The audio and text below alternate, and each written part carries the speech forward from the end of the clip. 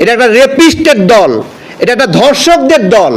আজকে যে সকল জামাতের নারী কর্মীরা জামাত করছে তাদেরকে স্মরণ করে দিতে চাই, লক্ষ লক্ষ নারীদেরকে ধর্ষণ করা হয়েছে এবং জামাত সেই ধর্ষণকারী দল।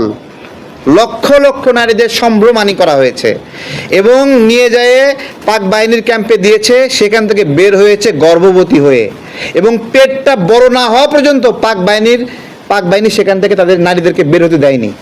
যখন পেটটা অস্বাভাবিক বড় হয়েছে, সন্তান বড় হয়েছে, তখন তাদেরকে লাথি মেরে সেখান থেকে বের করে দিয়েছে।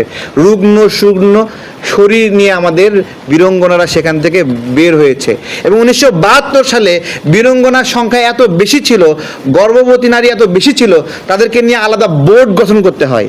জামাতের নারী কর্মীদেরকে আমি জিজ্ঞাসা করি, তোমরা যে এই যে জামাতে গিয়ে ঢুকছো ইসলাম কায়েমের নামে, এটা একটা রেপিস্টের দল, এটা একটা ধর্ষকদের দল এবং নারী হয়ে কিভাবে এই ধর্ষকদের তোমরা সমর্থন করো?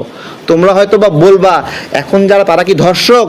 তারা ওই নিজামীকে তাদের ওস্তাদ মানে, ওই গোলাম আজমকে তাদের ওস্তাদ মানে, ওই কাশেমিকে তাদের ওস্তাদ মানে।